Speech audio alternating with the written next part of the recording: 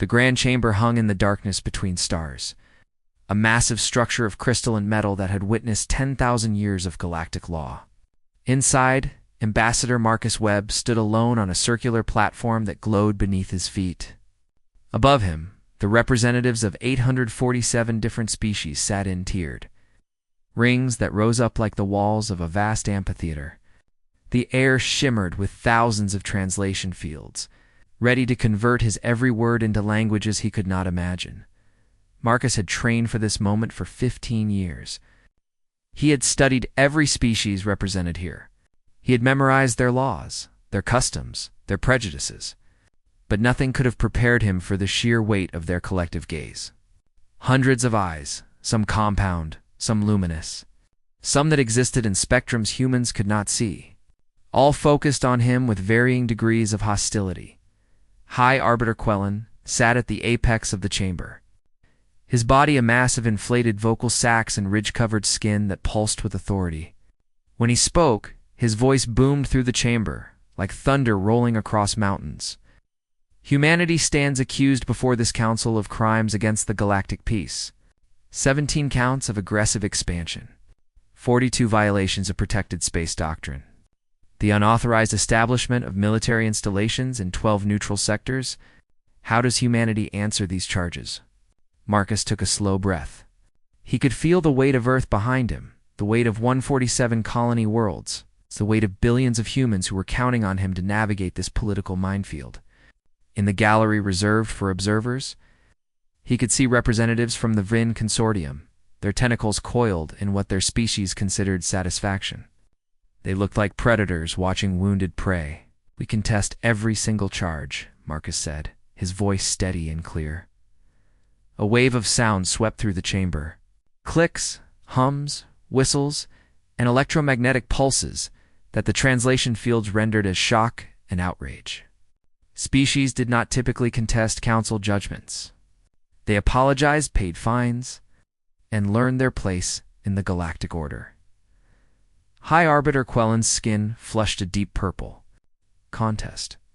Human vessels have been detected in sectors explicitly forbidden to your species. Your research stations are clearly military fortifications. You have expanded your territorial claims by 340% in just 50 cycles. Marcus reached into his jacket and withdrew a data tablet. The gesture was slow and deliberate. Several alien representatives tensed, and he noticed security drones powering up their weapons. Good.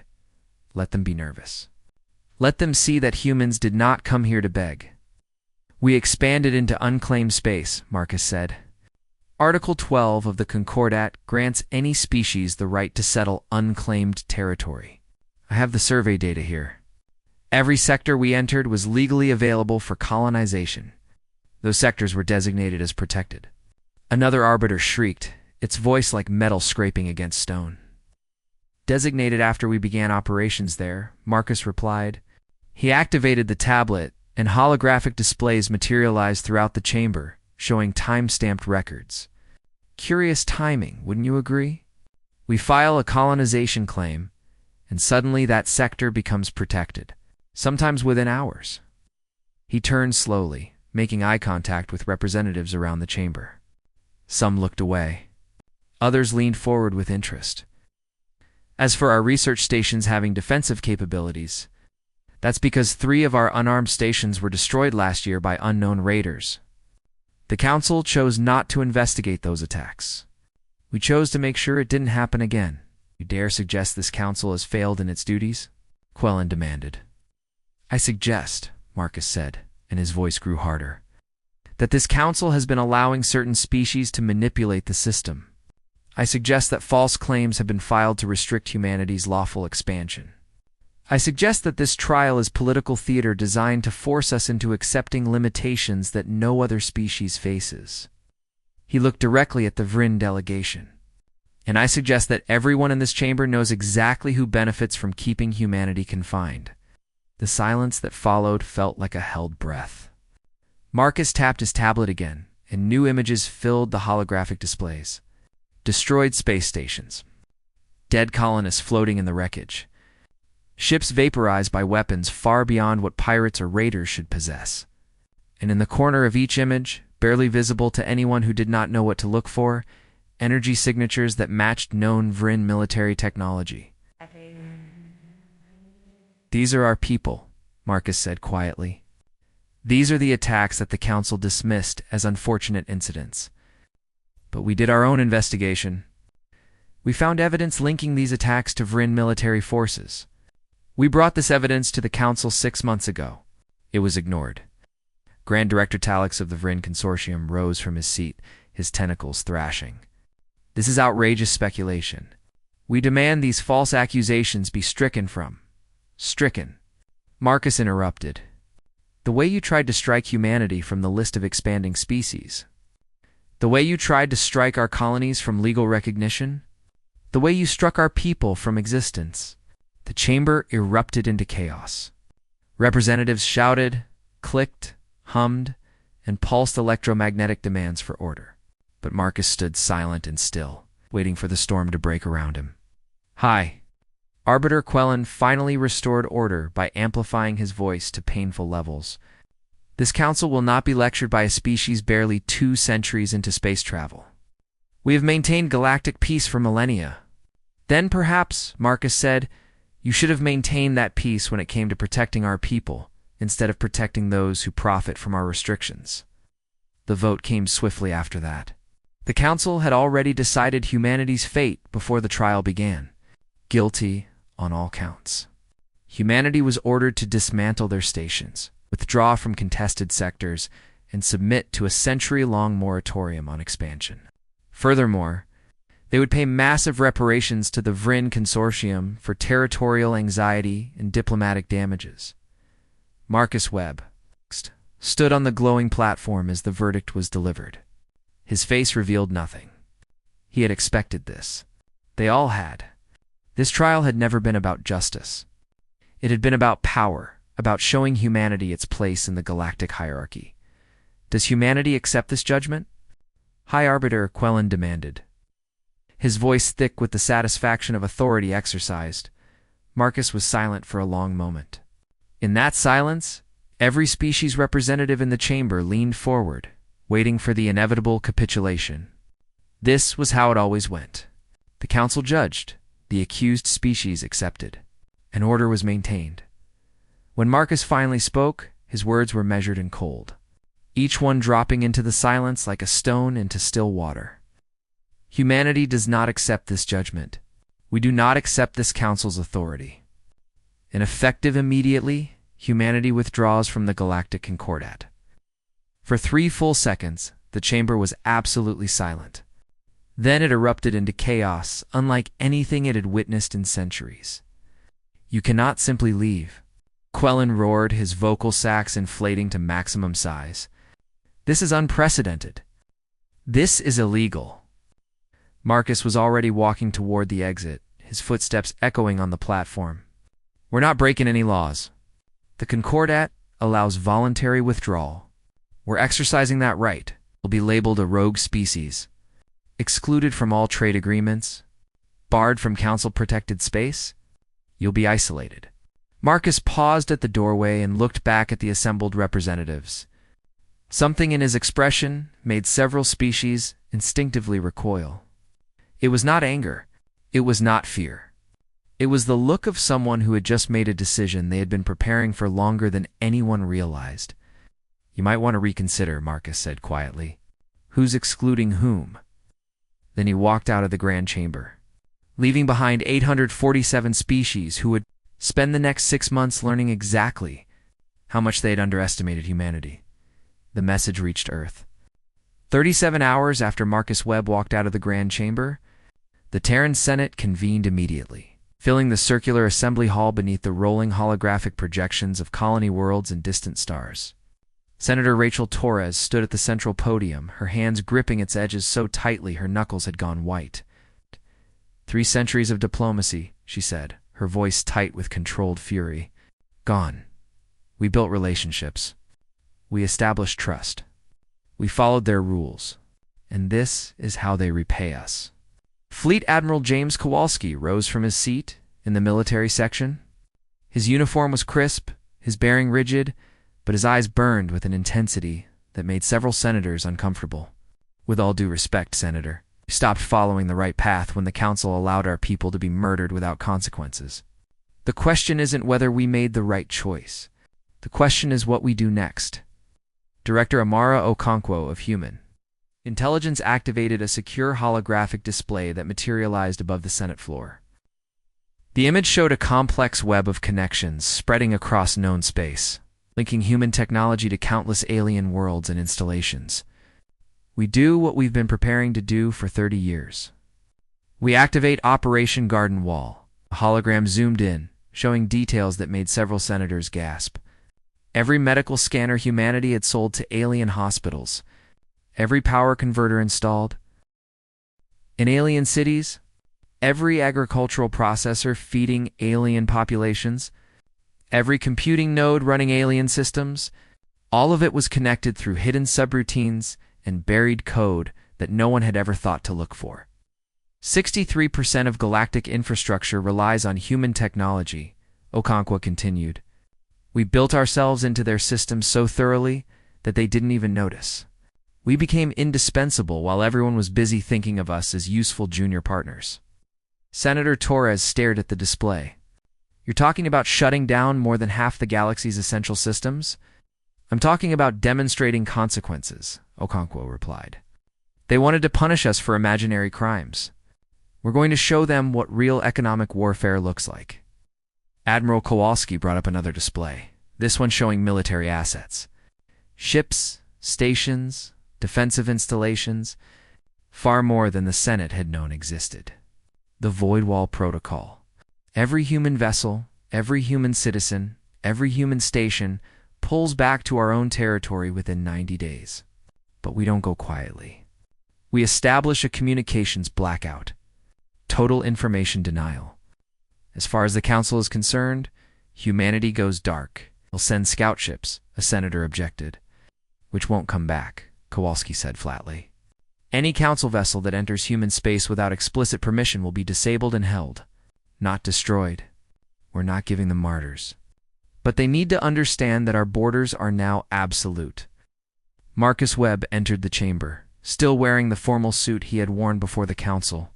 He looked tired, but there was a fierce satisfaction in his eyes. We have a choice to make. We can keep begging for fairness from a system designed to keep us small. Or we can step back, develop on our own terms, and let them realize what they've lost. The vote took less than 10 minutes. It was unanimous. 40-8 hours later, every human embassy in Council space transmitted the same message simultaneously. The words were simple, direct, and irreversible. By order of the Terran Senate and the United Colonial Authority, humanity hereby withdraws from all treaties, agreements, and cooperative ventures with the Galactic Council and its member species. All human personnel are recalled effective immediately. All access to human technology and services is terminated. This is not negotiable. This is not reversible. We wish you well, but we will walk our own path now. The transmission ended.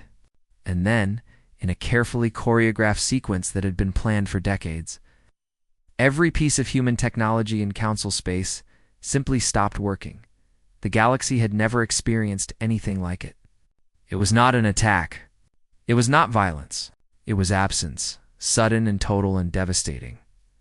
On Yender Prime, hospital emergency rooms went dark as diagnostic equipment became inert metal and plastic.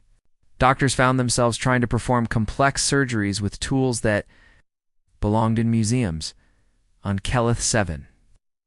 Agricultural centers watched their massive crop processing facilities grind to a halt. The machines that had been feeding billions simply stopped, and no amount of technical expertise could restart them.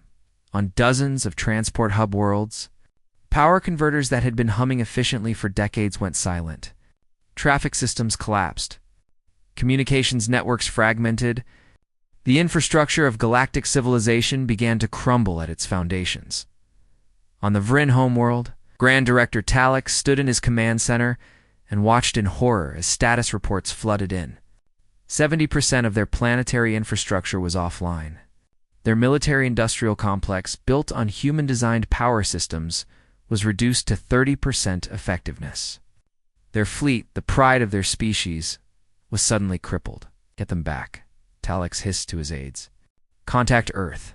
Offer them anything they want. Apologies, reparations, council seats, anything.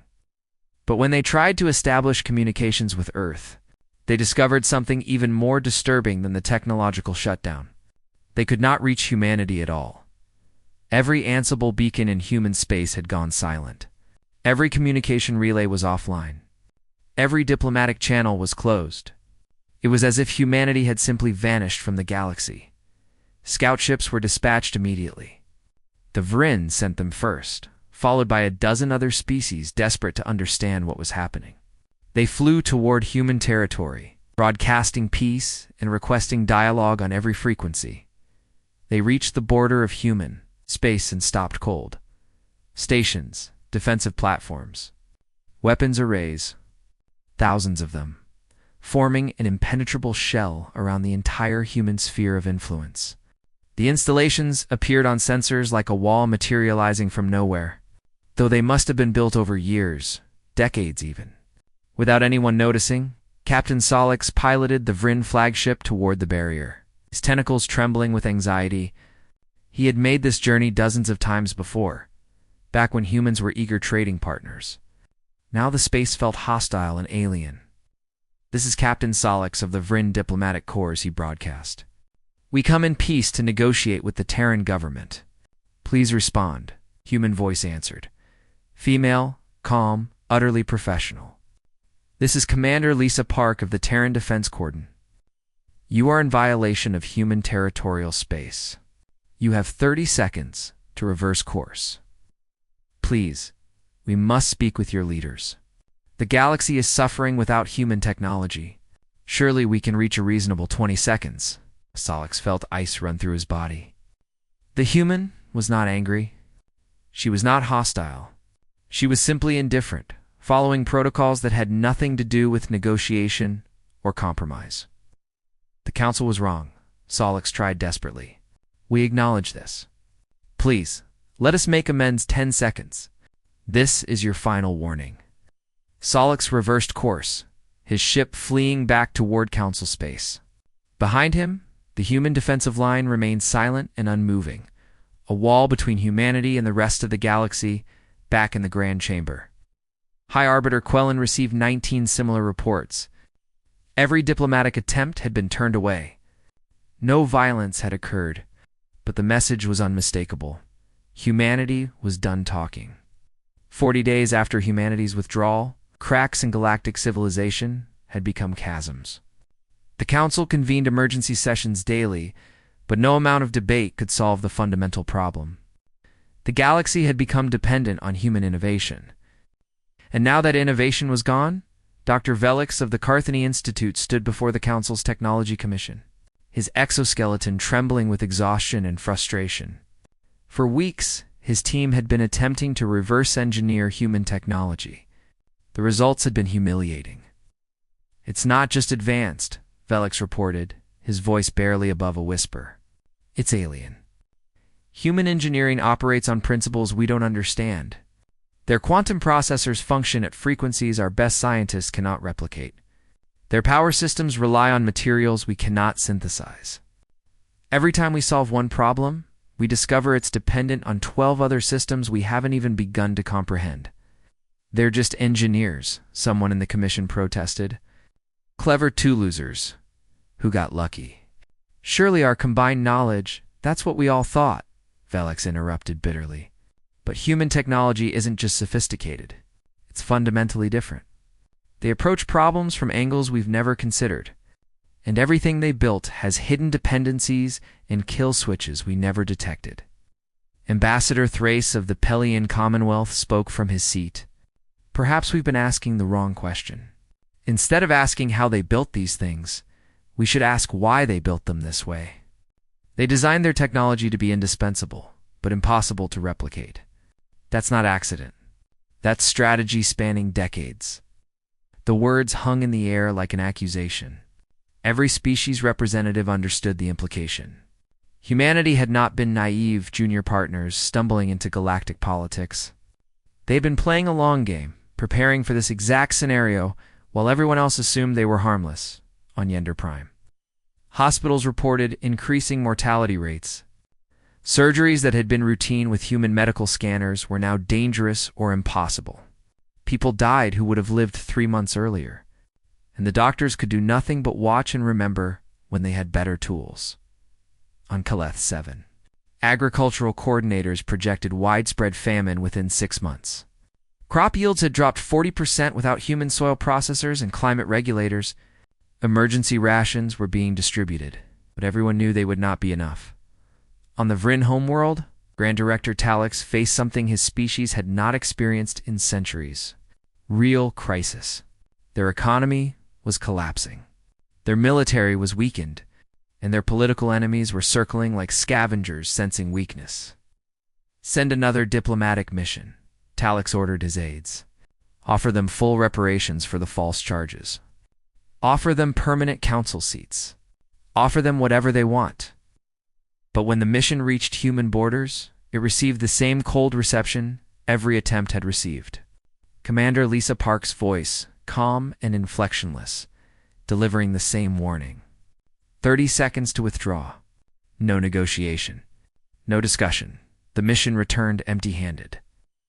And Talix understood with growing dread that humanity was not interested in apologies or reparations. They were interested in being left alone. They had made themselves strong enough to enforce that desire. What the Council did not know, what they could know, was what humanity was doing during those 40 days of silence. Director Stu Conquo stood in a classified facility beneath Earth's Pacific Ocean, watching holographic displays that showed the greatest construction project in human history. Every ship, every engineer, every resource that had been scattered across the ascent galaxy was now focused with laser precision on a single purpose: expansion. We've established beachheads in 47 unclaimed systems, reported Dr. David Roth, chief of the Outer Colonies Development Corps. Council doesn't survey most of the galaxy. They're comfortable in their little sphere of civilization. They never thought to look at the vast regions they consider too remote or too difficult. Okonkwo smiled as she studied the star map. Red zones marked council space, looking suddenly small and confined. Blue showed human territory from before the withdrawal, but spreading like a living organism in all directions. Green markers indicated new human colonies, new stations, new claims in space the Council had ignored for millennia. Difficult for them, Okonkwo said.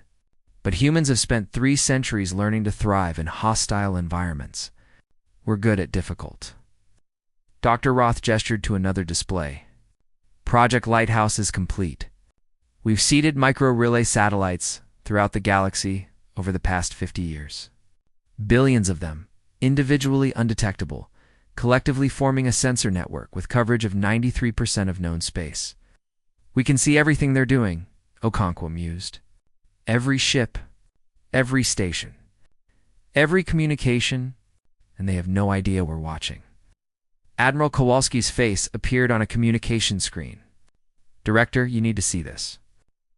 We've intercepted Council transmissions. They're planning a military response. The enforcement fleet is assembling in the Keldar system. Okonkwo's expression did not change. How many ships? 847. Largest military deployment in 3 centuries. Let them come, Okonkwo said calmly. It's time they learned exactly how wrong they were about us.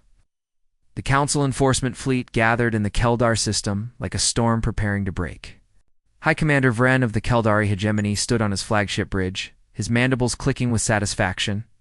Around him, representatives from 40 species commanded vessels of every configuration.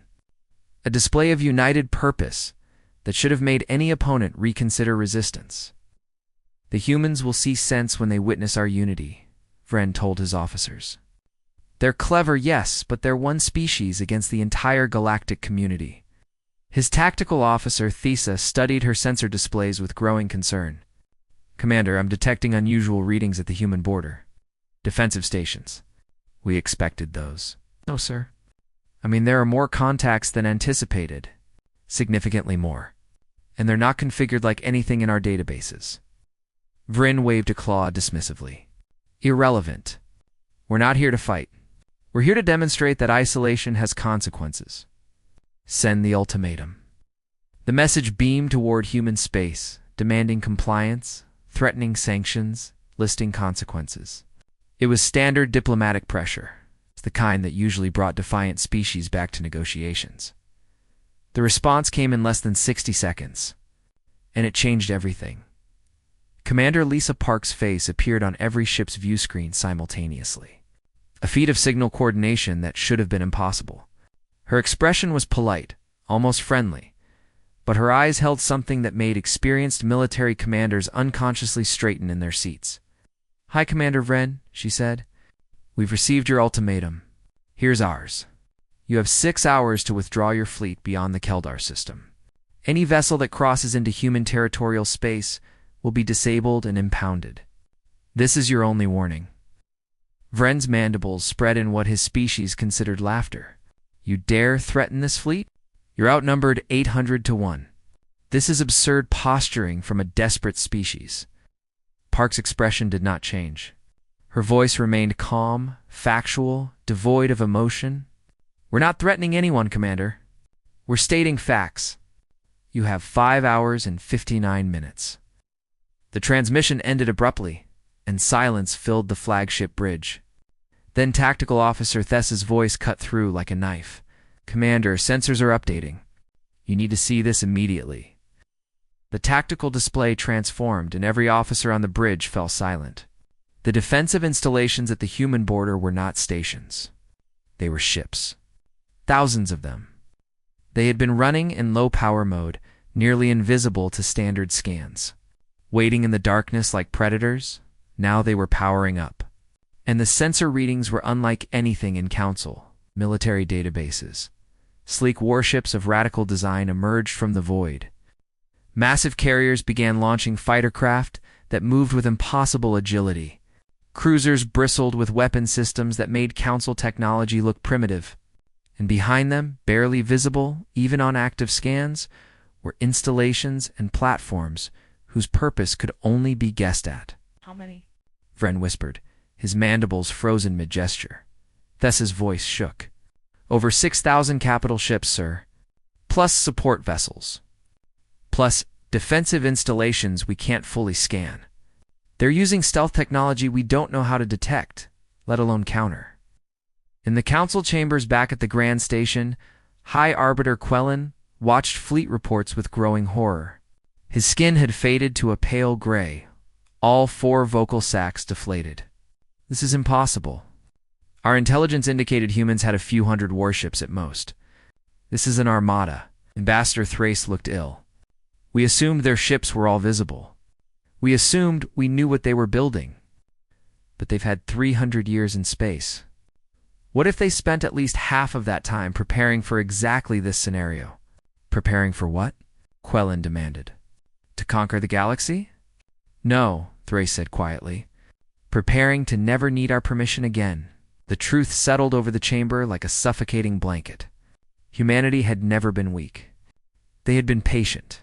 They had sold the galaxy technology everyone needed while quietly developing things beyond anyone's imagination.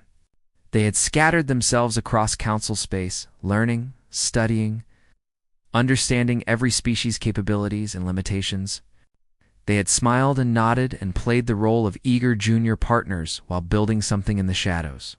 Something terrifying. On the flagship of the human fleet, Admiral Kowalski watched the Council enforcement fleet with calm assessment. His bridge crew worked with practiced efficiency, coordinating thousands of vessels with precision that came from years of drills and preparation. "Status?" he asked. "Council fleet is holding position. No advancement, no withdrawal." "They're paralyzed, sir." "Good. They're smart enough to recognize overwhelming force. Maintain defensive posture. Weapons powered, but not locked on targets. Let's not start a war if we can avoid it." "Sir, priority communication from Commander Vryn. He's requesting direct negotiations." Kowalski allowed himself a slight smile. Patch him through.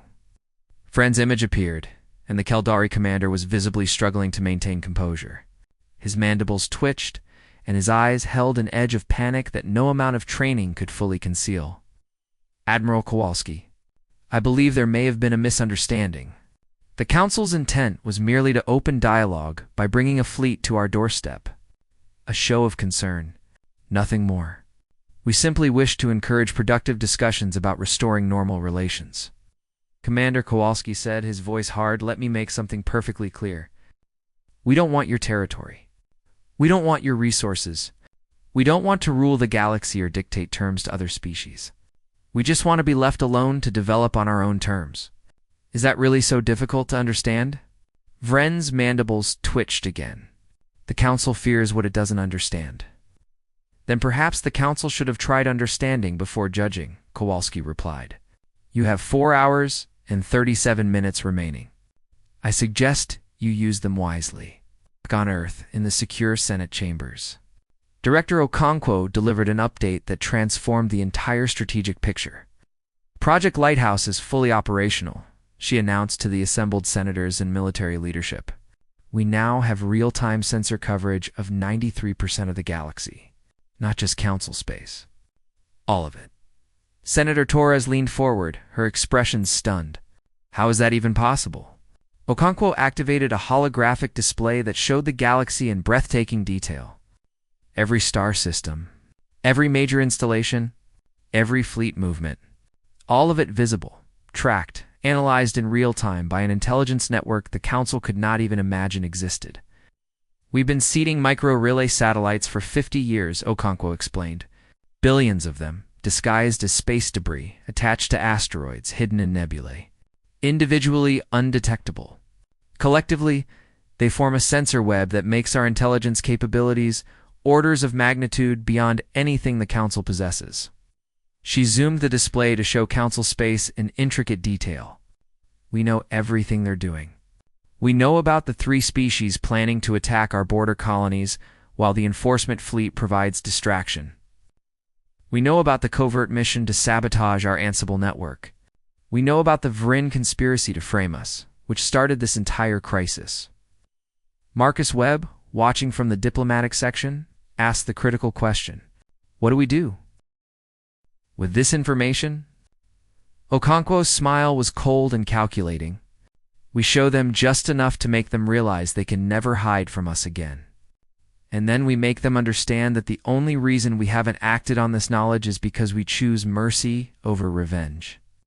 3 hours later, Commander Vren received a data package from the human fleet. When he opened it, his exoskeleton went completely pale, his mandibles locking in an expression of pure shock. The package contained detailed information on secret council plans to undermine humanity, the sabotage missions, the conspiracy, the false accusations. Everything laid out with documentary evidence that could not be disputed. But more horrifying was what else the package contained. Real-time tracking data on every council ship in the galaxy, including vessels operating under complete stealth protocols. Intelligence reports on classified military installations. Communication intercepts from supposedly secure channels. The message attached was brief and devastating. We see everything. We always have. We chose peaceful coexistence. You chose to make us your enemy. That was a mistake. You have 1 hour. Withdraw, or we demonstrate exactly what kind of mistake. Vren looked at the overwhelming human fleet arrayed before him, then at the intelligence proving humanity had eyes everywhere, and made the only rational decision possible. All ships, he commanded, his voice hollow. Withdraw. Maximum speed. Execute immediately. The Council enforcement fleet turned and fled. 847 warships retreating in disarray, leaving behind any pretense of dignity or authority. As they disappeared from sensors, Admiral Kowalski turned to his staff. Phase 2 begins now. It's time to show them the real cost of pushing humanity too far. 6 months after humanity's withdrawal, the Galactic Council convened in emergency session. The Grand Chamber, once a symbol of unity and cooperation spanning millennia, now felt more like a courtroom where the judges found themselves on trial. "Hi, Arbiter." Quellen looked across the assembled representatives and saw fear, confusion, and resentment in every expression. The carefully maintained facade of galactic order had crumbled, revealing the fragile foundations beneath. "We must address the human situation," he began, but Ambassador Thrace interrupted. "There is no human situation anymore," Thrace said flatly. "There is our situation, and it deteriorates daily." The holographic displays painted a devastating picture. 37 council species experiencing critical infrastructure failures, 14 facing food shortages that would become famines within months, 8 economies on the verge of complete collapse, medical systems regressing decades, transportation networks fragmenting, all of it traced directly to humanity's absence. "We've attempted everything," Dr. Velix reported, his exoskeleton showing signs of stress fractures from sleepless weeks. "We've studied the human technology they left behind. We've recruited their former students and colleagues. We've thrown our best minds at reverse engineering their designs. Nothing works. Every breakthrough reveals deeper dependencies we cannot replicate." "Then we negotiate," someone suggested desperately. "Offer them favorable terms. Whatever it takes to bring them back." "They don't respond to communications," Thrace said. "I've tried personally. 17 times. The messages are received but never acknowledged. It's as if we've simply stopped existing to them." Grand Director Talix of the Vrin Consortium rose, his tentacles coiled with barely controlled agitation. The past 6 months had been catastrophic for his species. Political enemies he had kept contained for decades were now openly challenging his authority. "Then we forced the issue," Talix said, though his voice lacked conviction. "We know where their colonies are located. Targeted military action could accomplish nothing except our own destruction," interrupted a new voice. Every head turned toward the chamber entrance. A human stood there for the first time in 6 months. But it was not Ambassador Marcus Webb. This was someone new. A woman with steel-gray hair and eyes that seemed to catalog every detail of the chamber in a single sweeping glance. "I am Secretary General Catherine Reeves," she announced, walking calmly to the chamber floor with the confidence of someone who held all the advantages. "I'm here as a courtesy, not as a supplicant. Humanity has questions that deserve answers." "Hi, Arbiter." Quellen's skin flushed purple with indignation. "You have no authority here." "Humanity withdrew from this council," Correct Reeves said without emotion, "which is precisely why I don't need your permission to speak." She activated a holographic display that showed a star map, and the assembled representatives leaned forward despite themselves. Human territory had exploded outward in 6 months, expanding in all directions into regions the Council had never bothered to explore. "Since our withdrawal," Reeves continued, "humanity has established colonies in 214 new systems. We've opened trade agreements with 17 independent species that aren't Council members. We've developed technologies that make what we sold you look primitive by comparison. And we've done it all without your help, your oversight, or your approval." The chamber erupted in protests, but Reeves simply raised her voice slightly and continued. Years of diplomatic training had taught her how to command attention. "But here's what concerns us. We've intercepted 17 separate plots to sabotage our installations. We've detected 43 spy probes illegally entering our territory. And we've discovered conclusive evidence of a conspiracy involving 5 council species to manufacture the charges that led to our trial." She turned to face the Vrin delegation directly. "Grand Director Talix, would you care to explain why we found Vrin military communications claiming credit for attacks on our colonies? The same attacks that were blamed on unknown raiders?" Talix's tentacles went rigid. Around the chamber, other species representatives physically moved away from the Vrin delegation, understanding and accusation dawning on their faces. "You framed us," Reeves said, her voice cutting through the silence like a blade. "You arranged for our people to be murdered, then used those murders as justification to restrict our expansion. Because you feared that unrestricted human growth might threaten Vrin economic dominance? This is baseless speculation." Talix tried, but his voice cracked. "This is documented fact," Reeves replied. "We have communications intercepts, financial records, testimony from Vryn, military personnel, who grew disgusted with your conspiracy. We've had this evidence for months." She paused, letting that sink in. "The question is, what we do with it." Arbiter Quellen found his voice. "If what you claim is true, bring formal charges." "The Council will investigate, and the Council will do nothing," Reeves interrupted coldly. "The Council already did nothing when our people were murdered. The Council actively participated in a sham trial designed to punish us for crimes we didn't commit. Why would we trust the Council now? Then what do you want?" Quellen demanded. "Revenge? Reparations? What?" Reeves smiled, though there was no warmth in it.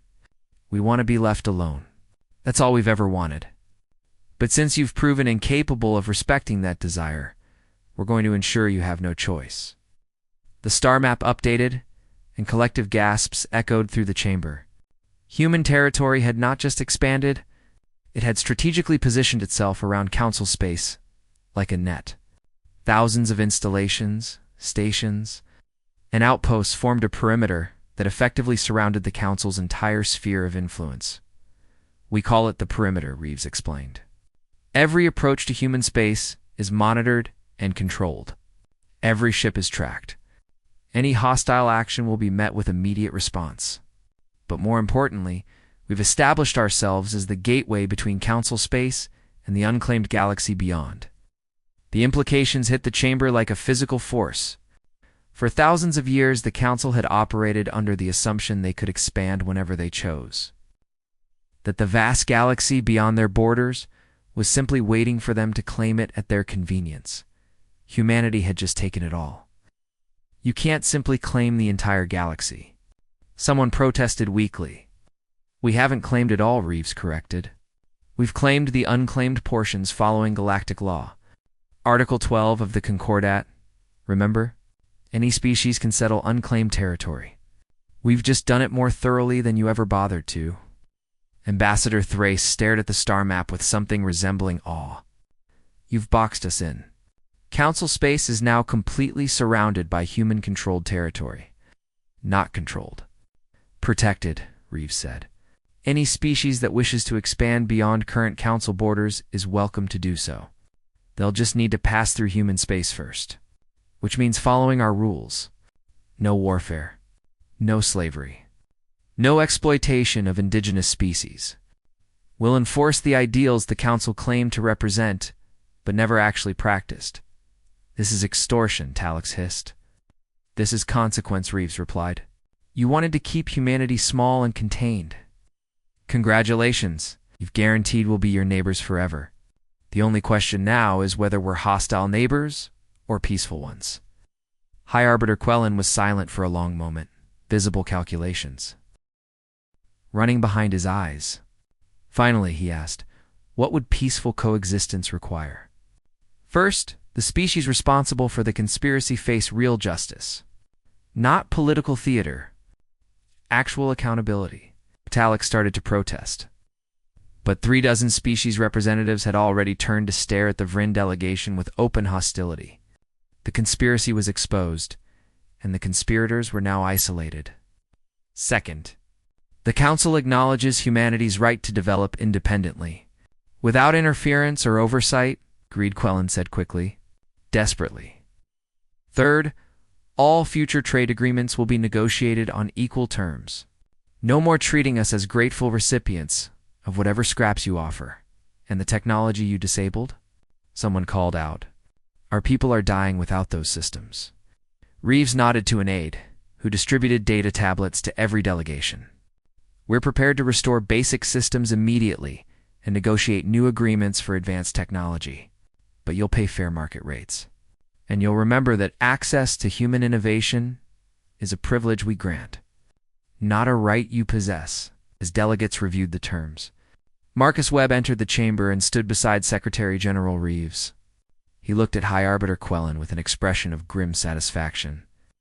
"I told you 6 months ago," Marcus said quietly. "You might want to reconsider who's excluding whom." 3 weeks later, human trade convoys returned to Council space for the first time since the withdrawal. They brought food processors to Keleth 7, ending the threat of famine. Medical scanners to Yender Prime, saving lives that had been hanging in the balance. Power converters to a dozen worlds, restoring the infrastructure of daily life. But the convoys came on human terms, with human prices, and every species that received them understood the new reality. Humanity was not part of the galactic community anymore. They were something else entirely, something the galaxy would have to work with as equals, not as subordinates to be managed and controlled. On Earth, in the Terran Senate chambers, the leadership gathered to assess the new order they had created. "Some species will resent us for this," Admiral Kowalski observed. "Let them resent us," Director Okonkwo replied. "They'll need us more than they'll ever resent us." "Will this peace last?" Secretary General Reeves asked. Marcus Webb stood by the star map, watching green markers continue to spread into previously unclaimed space. Human colonies growing. Human influence expanding. Human independence secured. "It will last," Marcus said, "as long as they remember what happened when the Council went too far. They tried to confine us, control us, make us dependent on their approval.